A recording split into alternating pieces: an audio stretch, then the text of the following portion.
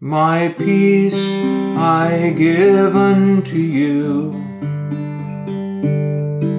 It's a peace that the world cannot give. It's a peace that the world cannot understand.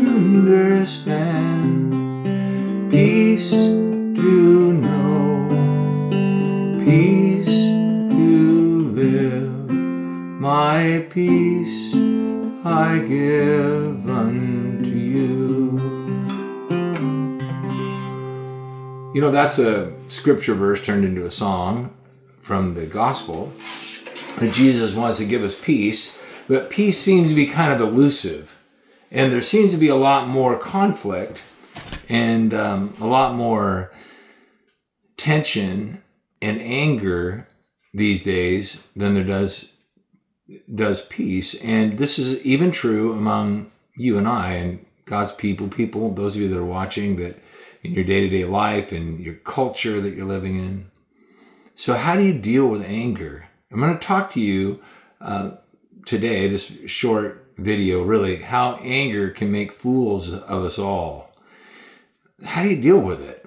There's a lot of anger going around these days. There's a lot of, it's coming at you all the time in our culture, in the political culture, in the, just a very much a culture of outrage and contempt.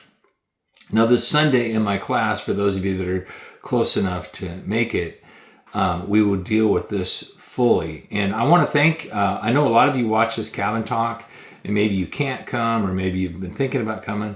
I know that it's a stretch sometimes to get into an in-person experience, but it's really important for you because it's one of the ways that you learn how to deal with loving people, learning how to, in practical ways, love people that maybe you wouldn't otherwise be around. And so stay at it.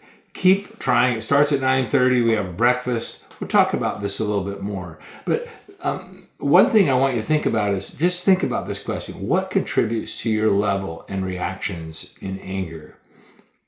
Now, I'm talking about restoring, and a lot of people are knocked out of going to church because of anger and the things that happen to them, and they're really angry, and they're kind of stuck in the ditch, what I call the ditch of anger. And so I'm going to be talking about these things that get us off in our walk with God, our spiritual life, these spiritual ditches. And so the first one I'm going to talk about is anger. The problem with ending up being in a ditch, or as Jesus said, a pit, you also bring others along with you. Anybody that you have any influence or leadership